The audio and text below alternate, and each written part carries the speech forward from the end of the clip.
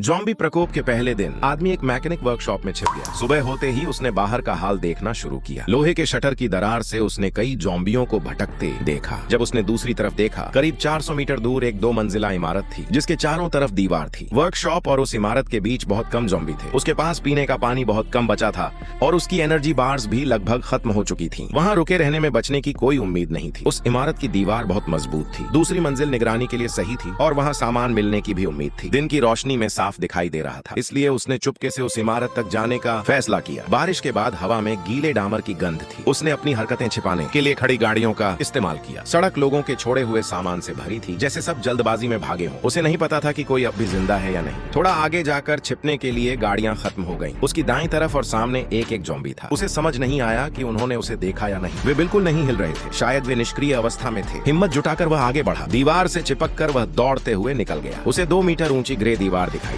वही इमारत की बाहरी सीमा थी। वह एक कम्युनिटी सेंटर था। सर्विस एंट्रेंस आमतौर पर पीछे होती है। आखिरकार उसे वह मिल गई और किस्मत से दरवाजा लॉक नहीं था। वह फिसलते हुए अंदर चला गया। अंदर हवा में डिसइंफेक्टेंट की गंध थी। रिसेप्शन बहुत साफ सुथरा था। वेंडिंग मशीन खाने से भरी हुई थी। उसे अंदर एक स्विमिंग पूल भी दिखा। पानी बिल्कुल साफ था। उस जगह में कुल 4 एग्जिट थे। उसने सभी गैर जरूरी दरवाजे बंद कर दिए। मुख्य एंट्रेंस कांच के दरवाजों का था, जिससे अच्छी रोशनी अंदर आती थी। लेकिन जॉम्बी प्रलय में यह बहुत बड़ा नुकसान था। वे जॉम्बियों की भीड़ को नहीं रोक सकते थे। पहली मंजिल बचाव के लिए बेकार थी। वह दूसरी मंजिल पर गया। ऊपर कांच की एक दीवार थी, जहां से पहली मंजिल और सभी एंट्रेंस साफ दिखाई देते थे। ऑफिस की लाइटें अब भी जल रही थीं, लेकिन वहां कोई नहीं था। उसने ऑफिस का फोन इस्तेमाल करने की कोशिश की, लेकिन उसमें डायल टोन नहीं थी। शायद लाइन बंद हो चुकी थी। इलेक्ट्रिक केतली सही से काम कर रही थी। यह जगह वर्कशॉप से बेहतर थी, इसलिए उसने इसे अपना स्थायी ठिकाना बनाने का फैसला किया। तभी उसे याद आया कि अंदर आते समय वह सर्विस डोर बंद करना भूल गया था। दरवाजे का फ्रेम थोड़ा टेढ़ा था, इसलिए उसे ठीक से बंद करने में जोर लगाना पड़ा। उसने लॉकर रूम की एक कुर्सी दरवाजे के सामने अटका दी, ताकि कोई अंदर आने की कोशिश करे तो उसे आवाज सुनाई दे। दूसरी मंजिल के ऑफिस में लौटकर वह अपनी चोट का इलाज करने लगा। फॉरेंसिक डॉक्टर होने की वजह से उसे डायरी लिखने की आदत थी। उसने एग्जिट्स और बिजली होने की बात नोट की। लिखते लिखते उसे अचानक बेचैनी महसूस हुई और वह दरवाजा चेक करने गया। कुर्सी अब भी अपनी जगह पर थी, लेकिन जैसे ही वह लॉकर रूम पहुंचा, वह रुक गया। कुर्सी निकालते समय उसने वह दरवाजा बंद नहीं किया था। अब वह पूरी तरह बंद था।